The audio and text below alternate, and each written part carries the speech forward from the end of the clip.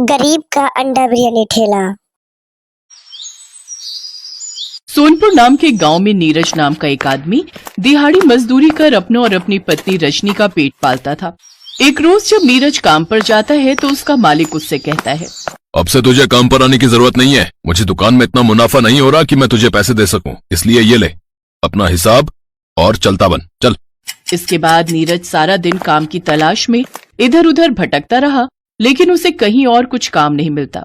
शाम को वो जब घर लौटता है तो उसकी पत्नी ने उसकी मनपसंद अंडा बिरयानी बनाई थी, लेकिन नीरज बिना खाना खाए ही सोने चला जाता है। ये देखकर रजनी उससे कहती है, सुनिए, आज आपकी मनपसंद अंडा बिरयानी बनाई है, आपने वो क्यों नहीं खाई? मेरी नौकरी चली गई और तुम्हें अंडा बिरयानी की पड़ी है। अब काम नहीं होगा तो घर कैसे चलेगा? आप खाने पर गुस्सा क्यों निकालते हो जी? काम आज नहीं तो कल मिल जाएगा। चलो उठो, अब ये गर्मा गर्म अंडा बिरयानी खा लो। नीरज को भूख लगी थी, इसलिए वो बिरयानी खाने बैठ जाता है। बिरयानी खाते ही नीरज रजनी से कहता है, वाह रजनी, तुम्हारे हाथों की अंडा बिरयानी में तो कमाल का जादू है। दुनिया के सारे गम पल भर में दूर कर दे, ऐसा स्वाद का नशा है तुम्हारी बिरयानी में। अरे तुम्हारे आगे तो दुनिया के बड़े बड़े होटलों में काम करने वाले शेफ भी फेल होंगे, मैं दावे के साथ कह सकता हूँ। हाँ।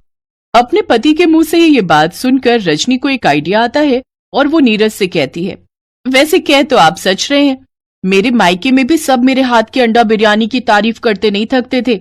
वैसे मैं सोच रही हूँ कि क्यों ना हम अपना छोटा सा ढाबा खोलकर उसमें अंडा बिरयानी बनाकर बेचे तो। वैसे आइडिया बुरा नहीं है, लेकिन ढाबा खोलेंगे कहाँ? अरे आप मंगत राम से बात करो ना, उनका ढाबा कब से खाली पड़ा है। अगर हमें उनका ढाबा मिल जाए तो। हाँ, मैं आज ही जाकर उनसे बात करता हूँ। नीरज मंगत राम के पास जाकर इस बारे में बात करता है।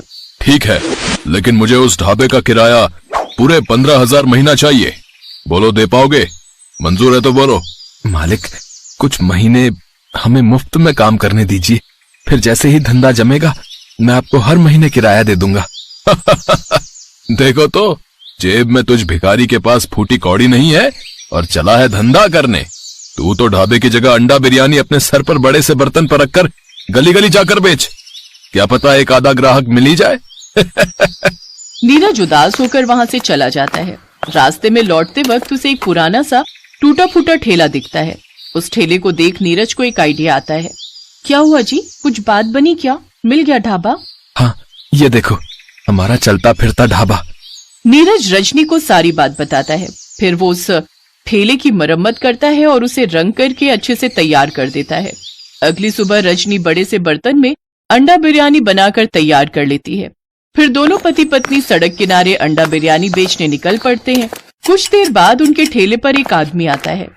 अंडा बिरयानी देना। वो आदमी अंडा बिरयानी खाता है तो उसका स्वाद चख कर खुश हो जाता है। भाई वाह, क्या स्वाद है। इस अंडा बिरयानी के आगे तो चिकन और मटन बिरयानी भी फेल है भैया। मेरे लिए एक काम करो, 3 प्लेट पैक कर दो भैया, बच्चे तो खुश हो जाएंगे ऐसे खा कर। उस आदमी की बात सुनकर आसपास के लोगों की भीड़ लग जाती है और वो सब भी उस अंडा बिरयानी को खाने लगते हैं और सभी उसके स्वाद में खो जाते हैं। कुछ समय बाद उन्होंने मंगत राम के ढाबे के सामने वाली जमीन खरीद ली और उस पर एक बड़ा सा ढाबा बनाकर उसमें अंडा बिरयानी बेचने लगे। अब दोनों पति पत्नी के गरीबी के दिन दूर हो गए और वो खुशी खुशी अपनी जिंदगी बिताने लगे।